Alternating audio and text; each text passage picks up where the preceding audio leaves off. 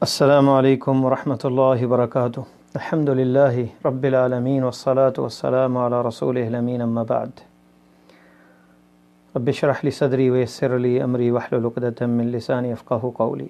معزز سامعین، 14 اگست کا دن پاکستان کی آزادی کا دن 1368 1947 14 اگست 1947 اور 27 رمضان المبارک جمعہ المبارک کا دن، یہ وہ دن تھا جب پاکستان بننے کا اعلان کیا گیا اور لوگ سجدوں میں پڑ گئے اور لوگوں نے خوشی منائی اور 2 ملین لوگوں نے اپنی جانوں کی قربانیاں دیں۔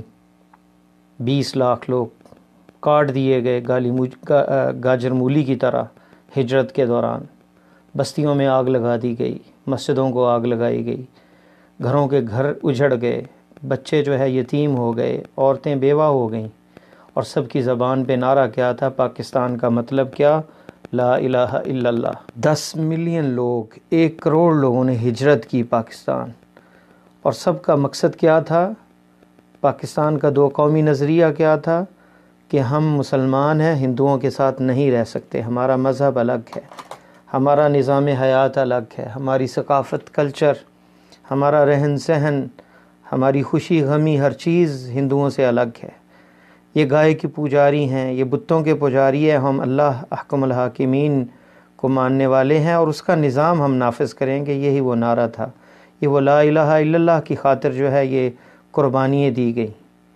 اور آج 70 سال سے زیادہ، 73 سال ہو رہے ہیں، 73 ایئرز ہو گئے ہیں، اور ہماری قوم جو ہے، ہم مسلمان جو ہیں، یہ 14 اگست کا دن جو آتا ہے تجدید عہد کا دن ہے، جس میں سیمینار ہوتے ہیں، تقریریں ہوتی ہیں، کہیں رقص و سماع کی محفل ہوتی ہے، گانے بجائے جاتے ہیں، مٹھائی تقسیم ہوتی ہے، ناچا جاتا ہے کہ ہم آزاد ہیں، آزاد ملک میں ہیں، ہم آزادی، جشن آزادی مناتے ہیں۔ جس بنیاد اور مقصد کے لیے ہم نے ملک لیا تھا، کیا اس مقصد میں ہم کامیاب ہو گئے؟ کیا ہم نے نظام اسلام کو نافذ کر دیا اپنے ملک میں؟ کیا آج بھی ہمارا عدالتی نظام وہی محمدیہ ایکٹ نہیں ہے جو برطانیہ کے دور میں تھا اور اسی میں ترمیمیں کر کے اسے چلایا جا رہا ہے؟ کیا حدود آرڈیننس ہمارے نافذ ہو گئے؟ کیا قتل کی سزا قتل ہے؟ کیا زنا کی سزا جو ہے اس پہ حد جاری کی جاتی ہے؟ چور کا ہاتھ کاٹا جاتا ہے؟ وہ اسلامی نظام جس کا نعرہ لگایا گیا تھا اس پہ تو عمل نہ ہوا۔ اسی وجہ سے ہمیں جو ترقی کرنی تھی وہ ترقی نہیں کر سکے، بلکہ وہ لالچ، طمع اور وہ ساری دنیا کی جو برائیاں ہیں وہ ہماری قوم میں آ گئیں، اور وہی ثقافت اور کلچر جس سے ہم نے منہ موڑا تھا اور الگ ملک کا تقاضا کیا تھا، وہی ثقافت اور کلچر کو اپنانے کی کوشش کی جاتی۔ گھر گھر میں انڈین موویز چلتی ہیں، ان کے وہ بتوں، ہر مووی کے اندر وہ بتوں کی عبادت دکھاتے ہیں، ہر گھر میں وہ بت خانہ نظر آتا ہے اور بتوں کو سجدے دیکھتے ہیں بچے جو ہیں وہ اتنے متاثر ہیں انڈین ثقافت اور کلچر سے کہ وہ شادی کے موقع پہ پوچھتے ہیں اپنے ابو سے کہ ابو جان یہاں پہ انہوں نے پھیرے تو لیے ہی نہیں ہیں، نکاح ہوا اور پھیرے تو لیے نہیں، کیونکہ وہ موویاں گھر میں جب دیکھتے ہیں تو پھیرے لگاتے ہیں۔ انڈین جو ہیں، ہندو جو رسم و رواج ہے، وہ چکر لگاتے ہیں ساتھ دلہن کا پکڑ کر، تو وہ کہتے ہیں انہوں نے پھیرے تو لیے ہی نہیں، کیوں؟ اتنے اثر انداز ہمارے بچے ان کے ثقافت اور کلچر سے ہو چکے ہیں۔ تو یہ تجدید عہد کا دن یاد کروانے کا دن ہے اپنی نوجوان نسل کو کہ ہم ان سے الگ اس لیے ہوئے تھے کہ ہمارا دین الگ ہے، ہم معزز ہیں اسلام کے ساتھ اور اپنے نظام حیات کے ساتھ، اپنے دستور قرآن کے ساتھ، اور اللہ تعالیٰ کا یہ بہت بڑا احسان اور کرم ہوا کہ پاکستان الگ ہو گیا، الگ حکومت ملی، لوگ آزاد ملک کے اندر سانس لے رہے ہیں، ان پر ظلم و جبر نہیں ہوتا جیسے انڈیا کے اندر کسی روزے دار جو ہیں انہیں پیشاب پینے پہ مجبور کیا جاتا ہے، ان پہ ظلم و جبر ہوتا ہے، بلا وجہ ان پہ مقدمے کیے جاتے ہیں، مسجدوں کو آگ لگا دی جاتی ہے، بابری مسجد کو گرا کر وہاں پہ مندر بنانے کی کوشش کی جا رہی ہے۔ تو ان چیزوں سے ہم آزاد ہیں، اللہ کی نعمت ہے، اور اللہ کی نعمت جو ہے وہ ملنے پر اس کا شکر ادا کرنا چاہیے، اس میں کوئی شک نہیں کہ یہ ملک پاکستان ہمارے لیے بہت بڑی نعمت ہے، اور اللہ تعالیٰ کا بہت بڑا انعام ہے اور اس میں بڑی قربانیاں بھی دی گئیں، لیکن یہیں تک کفایت اور کافی نہیں ہے اتنا کہہ دینا، بلکہ اس کے لیے محنت کی ضرورت ہے۔ اس کے لیے ہر بندہ جہاد اور تحریک اپنے ذہن میں پیدا کرے کہ وہ جس میدان میں اس میں مخلص ہو، اس میں کھرا ہو، اس میں سچا ہو، اور دیانتداری سے، ایمانداری سے اور جذبے کے ساتھ وہ کام کرے۔ طالب علم ہے تو جذبے سے جو ہے پڑھائی کرے اور اس میں محنت کرے، صحافی ہے تو سچ کو لکھے، اس کا قلم بکنا نہیں چاہیے، سیاستدان ہے تو ملک کا وفادار ہو، جو وہ حلف نامہ جب دیتا ہے، حلف نامہ لیا جاتا ہے اس سے ملک کے ساتھ وفاداری کا، اس پہ اسے قائم رہنا چاہیے۔ گردن تو کٹ جائے لیکن اپنے حلف نامے سے منحرف نہیں ہونا چاہیے۔ چند ٹکوں کی خاطر لوگ بک جاتے ہیں، سیاستدان اپنی جیبیں بھر رہے ہیں، اور کسی کو ٹھیکہ دینا ہے تو اس میں کمیشن ہے، ہر کام میں 2 نمبری ہے، ایمانداری سچائی ختم ہو گئی۔ اسی وجہ سے ہم پیچھے رہ گئے۔ لیکن اللہ تعالیٰ احکم الحاکمین قرآن مجید میں کیا فرماتے ہیں؟ وَأَنْتُمُ الْأَعْلَوْنَ إِن كُنتُم مُؤْمِنِينَ، اے مومنو تم ہی معزز ہو، بلند ہو اگر تم مومن ہو۔ پاکستان کی جو نقشہ ہے اسے میں ہم دیکھیں تو پاکستان کے پاس دنیا کی سب سے بلند چوٹیاں گلیشیئر ہیں، یعنی معنوی اعتبار سے ہم بلند ہیں، پہاڑوں کی سب سے اعلیٰ چوٹیاں گلیشیئر ہمارے پاس ہے، بہترین دنیا کا نہری نظام ہمارے پاس ہے، زمین زرخیز ہے، معدنیات ہیں، دنیا کی 5ویں ایٹمی طاقت ہے، ذہانت ہے، بچے ذہین ہیں، لیکن افسوس یہی ہے کہ ہمارے پاس قیادت کا فقدان ہے۔ بس کوئی بھی حکومت آتی ہے اس کے مخالفین اس کے مخالف اسے چلنے ہی نہیں دیتے، جو بھی حکومت آتی ہے مخالفت میں اس کے جھوٹ اور کوئی بھی دقیقہ جو ہے اسے جو ہے ضائع نہیں کیا جاتا، اس کی مخالفت کے اندر اس کی اچھائی کو بھی برائی کے طور پہ پیش کیا جاتا ہے۔ کوئی بھی حکومت آ جائے اس کے مخالفین جو ہیں بڑا چڑھا کر مخالفت کرتے ہیں، کسی کو کام ٹک کے کرنے ہی نہیں دیا جاتا، اور ہر طرف فراڈ اور یہ چیزیں ہیں۔ لیکن ہمیں مایوس نہیں ہونا چاہیے۔ واللہ متم نورہ ولو کرہ الکافرون، اللہ تعالیٰ اپنے اس نور کو پورا کریں گے اگرچہ کافر اسے ناپسند کریں۔ هو الذی ارسل رسولہ بالہدی ودین الحق لیظہرہ علی الدین کلہ، اللہ تعالیٰ اس دین کو غالب کر کے رہیں گے۔ اور یہ ملک پاکستان جو ہے اسلام کے نام پہ بنا ہے۔ دنیا کے اندر 2 ہی تاریخی جو سلطنتیں ہیں جو کسی نظریے کے تحت بنی، ایک اسرائیل ہے جو یہودیوں کی سلطنت ہے، اور دوسری جو اسلام کے نام پہ معرض وجود میں آئی وہ پاکستان ہے۔ اور پاکستان انشاءاللہ تعالی بإذن اللہ تعالی اللہ کے حکم سے ضرور اس میں اگرچہ مفسدین بھی ہیں لیکن مصلحین بھی بہت ہیں، بڑے بڑے مصلحین اس ملک کے اندر پیدا ہوئے، بڑے بڑے ذہین دماغ والے اور ذہین و فتین لوگ اس میں پیدا ہوئے۔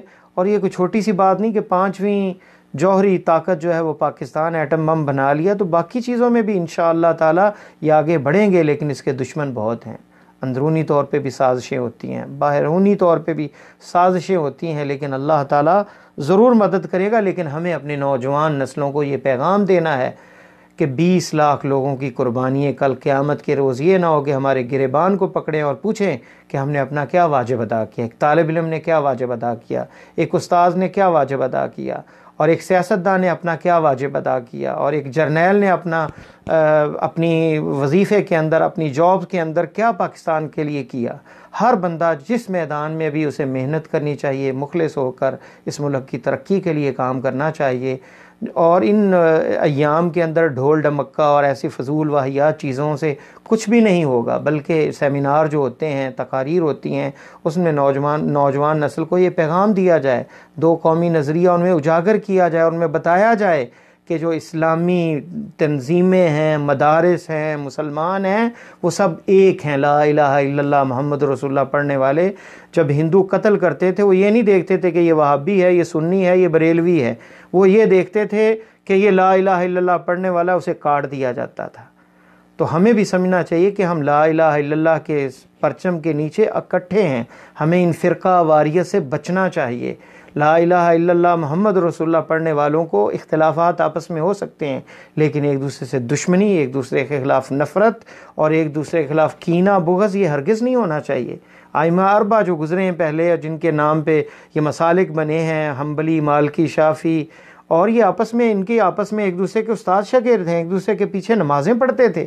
آج کیا ہو گیا امت کو کہ کسی کا نکاح ٹوٹ رہا ہے، فلاں نے اگر نماز جنازہ پڑھا دیا تو فلاں کے پیچھے نماز نہیں ہوتی۔ تو امت کے اندر اتحاد پیدا کرنے کی ضرورت ہے، امت میں بھی اتحاد پیدا کرنے کی ضرورت ہے۔ بحیثیت قوم ہم میں اتحاد ہونا چاہیے، اتفاق ہونا چاہیے۔ کیسے ریاست مدینہ کے اندر اللہ کے نبی صلی اللہ علیہ وسلم نے اس ریاست کی آبیاری کی اور بنیاد اس کی عدل پر تھی کہ اگر آپ نے کہا کہ فاطمہ بنت محمد جو ہے وہ بھی اگر چوری کرتی تو میں اس کا ہاتھ کاٹ دیتا۔